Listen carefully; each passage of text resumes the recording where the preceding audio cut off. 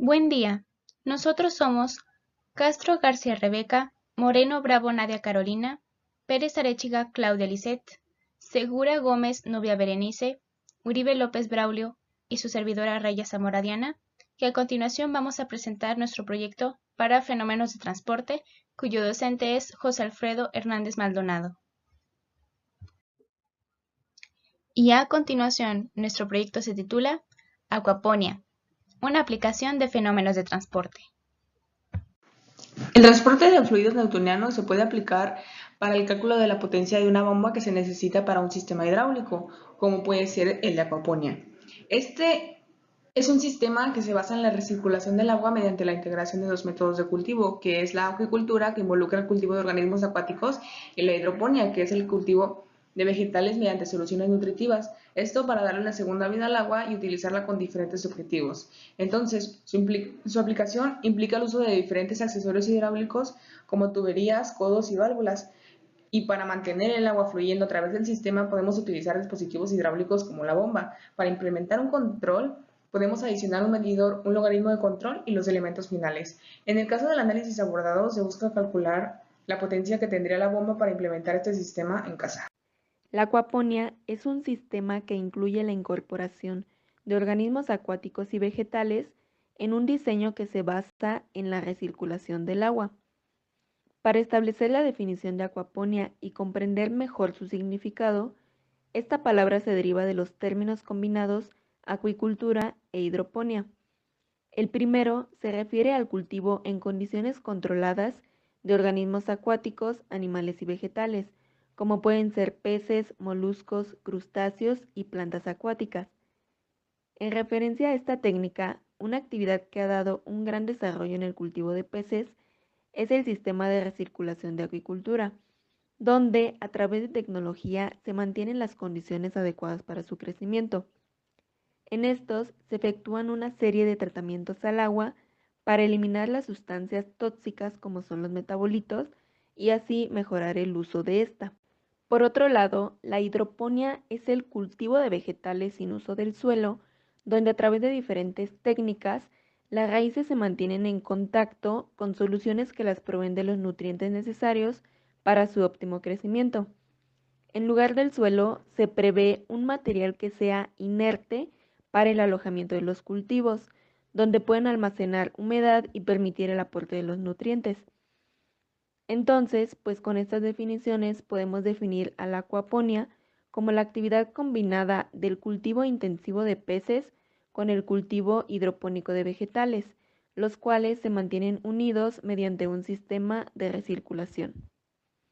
El funcionamiento de este sistema se basa en que los desechos orgánicos producidos por los organismos acuáticos a través de la acción bacteriana son convertidos a nitratos, que sirven como fuente de alimentos para las plantas y éstas al mismo tiempo actúan como filtro biológico limpiando el agua del sistema.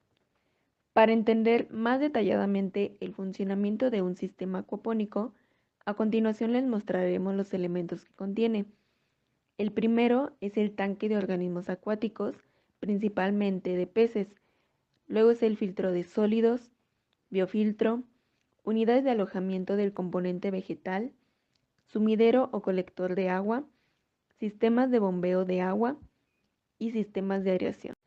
Como podemos observar en la figura, los elementos del sistema se conectan de forma que el agua rica en nutrientes pasa del tanque donde se encuentran los peces a un contenedor que permita una filtración mecánica o remoción de sólidos. Esta filtración permite separar y eliminar los desechos sólidos en suspensión, los cuales se componen principalmente de materia fecal de los peces y residuos de alimentos. Esto sumados a otros organismos como son bacterias, hongos y algas, las cuales se pueden generar en el sistema. Algunos ejemplos de estos filtros son los clarificadores o tanques de sedimentación. El siguiente proceso es la filtración biológica o biofiltración, que involucra la transformación del nitrógeno excretado por los organismos cultivados de un estado que representa toxicidad, que es el amoníaco, hasta otro relativamente inofensivo, que es el nitrato. Esta etapa se lleva a cabo gracias a que el biofiltro cuenta con un área suficiente para alojar bacterias nitrificantes y así realizar dos acciones. La primera es degradar los compuestos nitrogenados amonio y nitrito, que como ya mencionamos son compuestos muy tóxicos para los peces, y la segunda es proveer de nutrientes a las plantas. Las bacterias del género Nitrosomonas convierten el amonio en nitrito, que es un producto intermedio, y otras del género Nitrobacter convierten el nitrito en nitrato. A continuación, el agua pasa a las camas del crecimiento donde se siembran las plantas o los subsistemas hidropónicos, para posteriormente ser llevada a un sumidero o colector de agua, donde generalmente se coloca la bomba que provocará la recirculación del agua al tanque de los peces y así poder reiniciar el ciclo. La conducción del agua en el sistema se realiza utilizando tuberías generalmente de PVC. En estos sistemas es muy importante tener una buena aireación debido a que todos los componentes biológicos requieren un buen suministro de oxígeno. Y finalmente, los productos que se generan en la acuaponía proveen una gran cantidad de nutrientes esenciales como son las proteínas y los aceites benéficos que son aportados por los peces, y esto sumado a las vitaminas y minerales que contienen los productos vegetales cultivados. Bien, a continuación tenemos la descripción y planteamiento del problema. Nuestro trabajo parte del hecho de aplicar los conocimientos adquiridos en este primer departamental en una situación real, por lo que, analizando el contenido aprendido en el curso, pues encontramos que un sistema de hidroponía o acuaponía era ideal para reflejar nuestro conocimiento de la materia, ya que implica el uso de tuberías, codos, bombas y demás herramientas para hacer circular un fluido a través de un sistema. Es así como a partir de lo investigado se determinaron las medidas y accesorios necesarios para el sistema, exceptuando a la bomba, ya que lo que se busca es conocer la potencia necesaria para impulsar el agua por todas las tuberías. Para ello, se utilizará la ecuación de Bernoulli, que es la que se muestra a continuación, donde tenemos el primer símbolo que refiere al trabajo específico, que es igual al cambio de presión sobre densidad más el cambio de velocidad al cuadrado sobre 2, más la gravedad por la diferencia de altura, más la pérdida por tramos rectos, y por último a esto se le suma la pérdida por accesorios. Dicha fórmula fue creada por Daniel Bernoulli, quien vivió del 1700 a 1782 y fue uno de los primeros investigadores en dinámica de fluidos y también de la teoría cinética de gases. Una vez dicho esto, pasemos a la siguiente diapositiva, donde tenemos dos sistemas, uno que revisamos en la clase de fenómenos de transporte, en el cual pues teníamos un sistema igual de codos, tuberías y una bomba, y el fluido que está en esta parte se deseaba a partir de la bomba subir hasta esta parte de la casa. Algo similar es lo que se plantea, pero en un sistema de acuaponía, donde también tenemos una bomba, una serie de tuberías, codos, y lo que se pretende es encontrar justamente qué potencia necesita tener nuestra bomba para impulsar el fluido, en este caso agua y demás sustratos y nutrimentos para las plantas y peces, y pues que éste circule por todo el circuito, ¿no? Que se mantenga en constante movimiento a través del sistema. Esa simulación hecha en SolidWorks se puede observar nuestro sistema hidropónico, en el que las flechas verdes indican el flujo del agua a través de nuestras tuberías de PVC, bueno, podría hacerse PVC, y al final del circuito se observa un cubo grande, que es nuestra pecera, en la que van a estar pues los peces que nosotros hayamos elegido para el cultivo. Y aquí en esta tubería se observa la entrada a la bomba y aquí la salida a la bomba. Esa es una bomba que está sobredimensionada, y además no es el modelo que usaríamos, porque este fue como para pues, tener la idea del sistema. En el caso de los cálculos y resultados, no pudimos utilizar la simulación generada por mi compañera porque las dimensiones de la casa no lo permitían. Entonces decidimos utilizar este diagrama de tubos, que también fue diseñado por nosotros.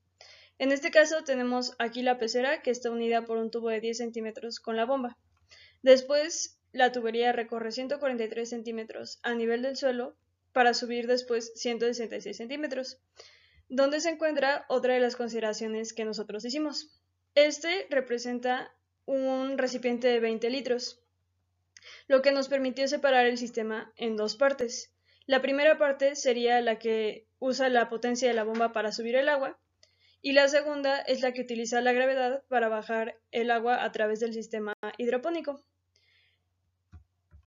Empezaremos explicando el sistema 1, donde las consideraciones son que existe un cambio de presión debido a la potencia con la que sube el agua y que no hay un cambio de velocidad, ya que el diámetro se mantiene igual durante todo el recorrido. El primer cálculo que realizamos fue el de la velocidad. En este caso, usamos la fórmula que flujo volumétrico es igual a velocidad por área. En este caso, supusimos un flujo volumétrico de 6 litros por minuto porque se encuentra dentro del rango de salida de una manguera de caso. En este caso, la velocidad nos dio de 0.7894 metros sobre segundo. Enseguida calculamos la diferencia de presión sobre la densidad, que nos dio de 85.2961 metros cuadrados sobre segundos cuadrados, y más adelante la diferencia de altura por la gravedad, que nos dio de 16.3336 metros cuadrados sobre segundos cuadrados. Ya que conocíamos la velocidad, pasamos a calcular el número de Reynolds para saber qué ecuación utilizar para conocer el factor de fricción. En este caso nos dio un valor de 11.178.51, el número de Reynolds, por lo que podíamos decir que se encontraba dentro del régimen turbulento y podíamos aplicar esta fórmula. Aplicando nuestros valores, nos dio que el factor de fricción era 7.69 por 10 a la menos 3. Conociendo el factor de fricción, podemos calcular las pérdidas por fricción que son generadas por la longitud y por los accesorios. El largo del tubo será de 1.66 más 1.43 metros, pues representa la distancia entre la pared y la bomba. Utilizando la fórmula, resulta en un valor de 0.5829 metros cuadrados sobre segundos cuadrados. En el caso de los accesorios, tendremos dos codos de 90 grados estándar, una válvula de compuerta abierta y una entrada ordinaria, por lo cual el valor de los accesorios será de 0.7954 metros cuadrados sobre segundos cuadrados. Y ahora ya tenemos todos los datos para poder calcular la potencia de nuestra bomba, lo que resultará en un valor de 103.0104 metros cuadrados sobre segundos cuadrados, que al transformar a caballos de fuerza será igual a 0.0137. Para este sistema 2 vamos a considerar desde el contenedor de contención que está hasta arriba, pasando por las tuberías, el sistema de acuaponia, hasta la pecera. Para eso vamos a utilizar las siguientes consideraciones. No va a haber cambio de presión, el cambio de altura se desprecia. A pesar de tener cambio de velocidades, el término desaparece de la ecuación, ya que al final vuelve a tener la misma velocidad de entrada. Esto se ve en la ecuación de arriba, donde el cambio de velocidad del tubo chico con respecto al grande, más el cambio de velocidad del grande al chico, matemáticamente nos va a dar 0. Esto va a pasar 3 veces y 3 veces 0 va a seguir siendo 0, por lo que se explica que el cambio de velocidad pues va a ser 0. Y tampoco va a haber cambio de potencia. Por lo tanto, nuestra ecuación de Bernoulli se simplifica a 0 es igual a las pérdidas por tramos rectos más las pérdidas por accesorios. En este caso, pues lo que vamos a poner es una válvula entre el recipiente de contención y la tubería. Y pues el caudal va a disminuir de 6 litros por minuto a 1 litro por minuto. Convertimos el flujo volumétrico a metro cúbico por segundo. Haciendo la conversión nos queda que 1 litro sobre minuto es 1.667 por 10 a la menos 5 metros cúbicos por segundo. Se realiza el cálculo de las velocidades y tenemos que pues, la velocidad es el flujo volumétrico entre el área. Como el área es un círculo, nos queda que la velocidad es 4 veces el flujo volumétrico entre pi por diámetro al cuadrado. Sustituimos los valores para la velocidad 1 con un diámetro de media pulgada o 0.0127 metros y nos da una velocidad 1 de 0.131 metros sobre segundo. Ahora para nuestro tubo 2 también calculamos su velocidad con la misma fórmula, el diámetro de 3 pulgadas o 0.772 metros y nos da una velocidad de 3.64 por 10 a la menos 3 metros sobre segundo. Teniendo las velocidades, pasamos a calcular nuestro número de Reynolds para cada tubo. El número de Reynolds se calcula multiplicando densidad por velocidad por el diámetro entre la viscosidad. La densidad del agua a 25 grados centígrados es de 997 kilogramos sobre metro cúbico y la viscosidad es de 0.8937 por 10 a la menos 3 kilogramos sobre metros por segundo, obteniendo un número de Reynolds de 1856.001 y para nuestro tubo 2 obtenemos un número de Reynolds de 313.67. Estos dos números de Reynolds están en el régimen laminar, ya que estos números de Reynolds son menores a 2100. Entonces pasamos a calcular nuestro factor de fricción y su fórmula es igual a 16 sobre el número de Reynolds. Sustituyendo los valores, tenemos un factor de fricción 1 de 8.62 por 10 a la menos 3 y un factor de fricción 2 de 0.051. Ahora pasamos a calcular nuestras pérdidas por fricción por tramos rectos para poder conocer las pérdidas por fricción por accesorios y saber pues, qué válvula pues, vamos a usar, ¿no? Entonces la fórmula para pérdidas de tramos rectos pues, es la sumatoria de velocidades al cuadrado sobre 2 por la longitud entre el diámetro por el factor de fricción. Sustituyendo valores para cada tipo de tubo, en la izquierda para el tubo 1 y en la derecha para el tubo 2, nos da una pérdida por tramos rectos de 0.0256 metros cuadrados sobre segundo al cuadrado. En la ecuación de Bernoulli lo sustituimos y pues nos da que menos 0.0256 metros cuadrados sobre segundo al cuadrado va a ser igual a nuestra pérdida por accesorios. Haciendo ahora el uso de la ecuación de pérdidas por accesorios, que esto es igual a la sumatoria de 2 veces la velocidad al cuadrado por la longitud equivalente por el factor de fricción, y sustituyendo valores y considerando además que la válvula que vamos a encontrar existen otros accesorios como son ensanchamientos y reducciones bruscos y 10 codos de 90 grados. Para el ensanchamiento y reducción pues se tienen diferentes fórmulas en flujo laminar. Para el ensanchamiento se tiene esta fórmula. Sustituyendo nuestros valores en la fórmula de ensanchamiento, pues vamos a tener que su valor va a ser 54.9032 y para la reducción tenemos esta otra fórmula. Sustituimos valores y nos da un valor de 2.39. Posteriormente, pues pasamos a calcular nuestras longitudes equivalentes de acuerdo a los diámetros de tubo que tenemos. Primero, para nuestro tubo de media pulgada, tenemos que su longitud equivalente vamos a tener una entrada, 3 ensanchamientos, 10 codos de 90 grados y la válvula que desconocemos. La entrada vale 16, los ensanchamientos 54.9032 y los codos valen 30.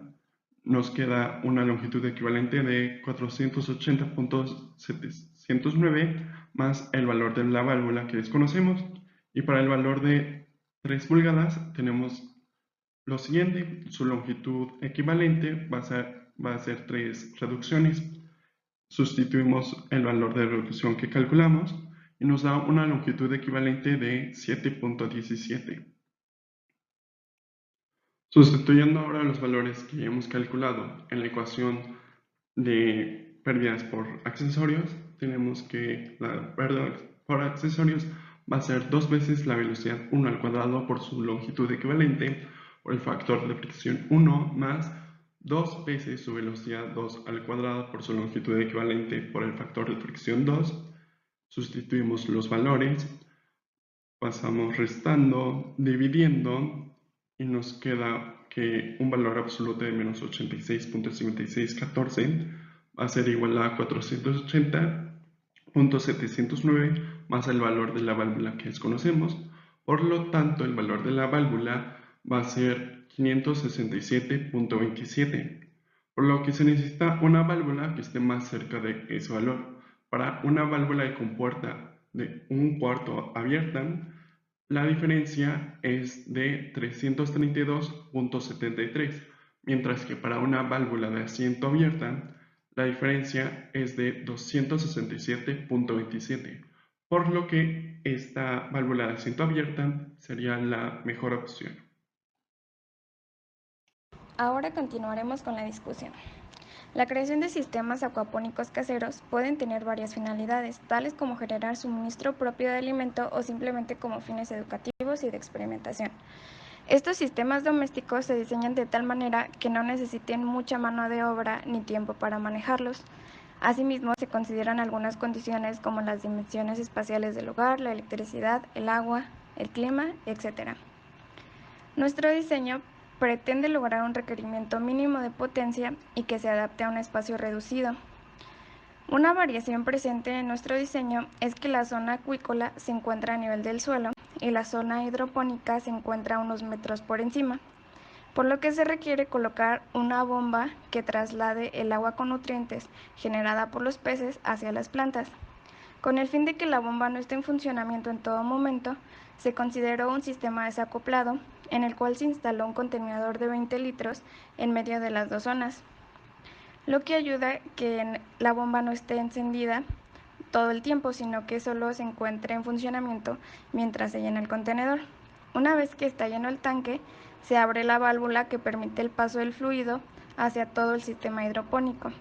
El agua recorre el sistema por efecto de la gravedad y al finalizar el recorrido, el sobrante llega hacia un recipiente en el cual se trata y se recircula hacia la pecera.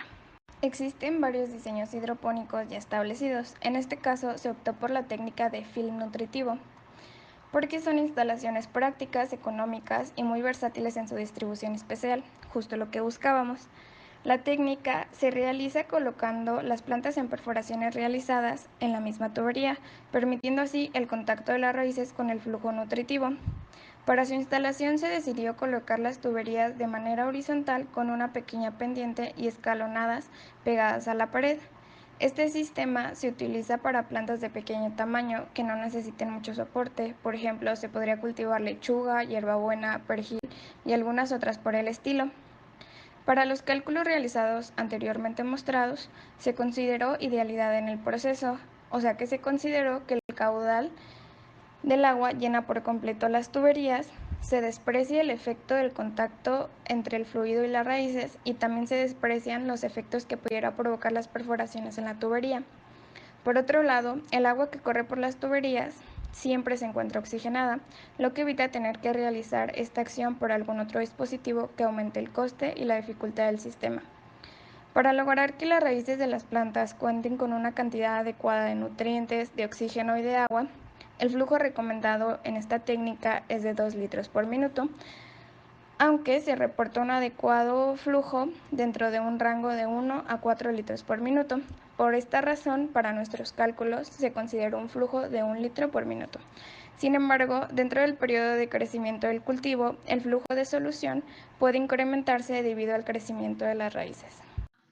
Tomando en cuenta el flujo que nos suministra el servicio de agua y que nuestro tanque está en la azotea y el agua baja a presión gracias a la gravedad, y Tomando en cuenta también que los resultados obtenidos de la potencia de la bomba es de 10 watts, podemos proponer dos tipos de válvula, alguna sumergible como las que tienen las peceras, que usualmente manejan un caudal de 600 litros por hora a 10 watts, o una circuladora de agua, por ejemplo de la serie Loop, que puede manejar un mayor caudal.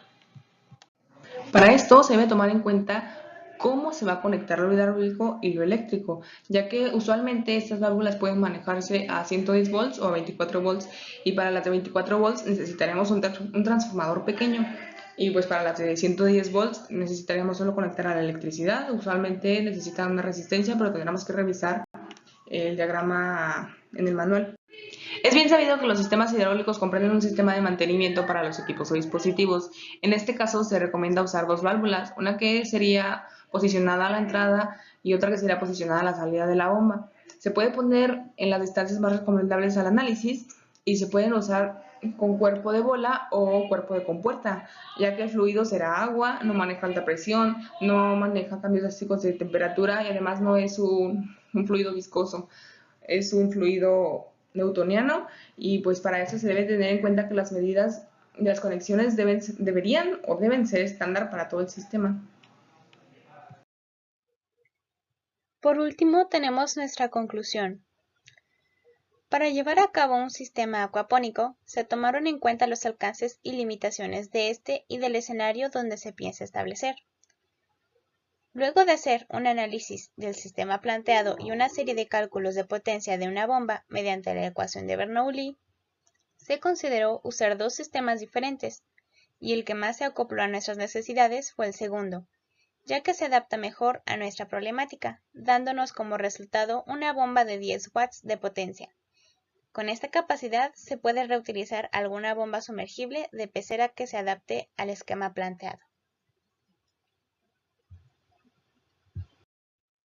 Agradecemos su atención y por último tenemos nuestras referencias.